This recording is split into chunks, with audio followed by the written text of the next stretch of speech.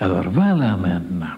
Donc pour connaître le vrai bonheur qui vient d'en haut, c'est ça juste là dans la page, qui vient d'en haut, mais que nous devons le préparer en bas, en dedans, en nous, pour qu'il vienne d'en haut. Il faut le préparer en bas, en nous-mêmes. Autrement, il restera en haut, le bonheur, et nous n'aurons jamais une idée qu'est-ce que c'est le vrai bonheur. Alors, le vrai bonheur, c'est une vibration en unisson avec l'âme universelle. Parce que l'âme universelle n'est jamais malheureuse. Même malgré les malheurs, les souffrances, les maladies des humains, elle est là partout pour les aider, pour les pénétrer, pour les guérir. Mais elle, d'une telle pureté, d'une telle lumière, qu'elle ne sent pas. Elle n'est pas chagrinée, n'est pas attristée, à cause de sa pureté et de son élévation. Voilà pourquoi c'est le seul qui n'est pas malheureux, c'est le Seigneur. Et si on explique de temps en temps dans l'Église que le bon Dieu est très malheureux de voir comment les humains sont méchants, criminels, injustes, grossiers, et ainsi de suite. Moi, je ne crois pas. Le Seigneur n'est jamais malheureux. Parce que s'il est malheureux comme les humains, c'est qu'il n'est pas bien préparé, bien parfait.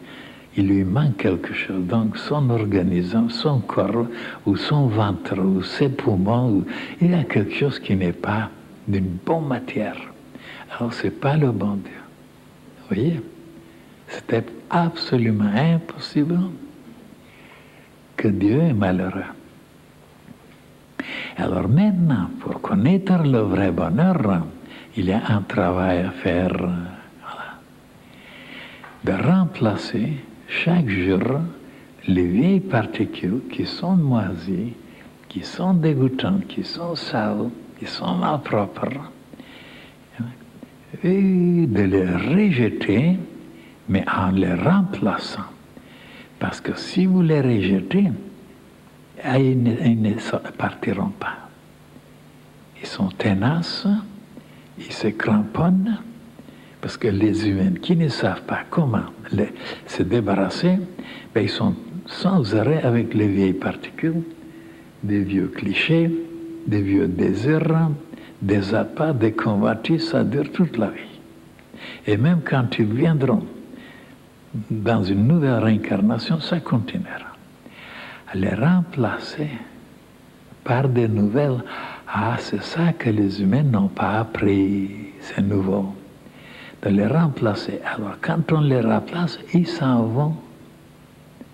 Parce qu'ils sentent que les particules qu'on les apporte, ils sont plus forts, plus magnifiques, plus merveilleux, plus vibrants qu'eux, et ils cèdent, ils capitulent, ils sont obligés de foutre le camp. Autrement, ils résistent. Alors maintenant, comment faire ça?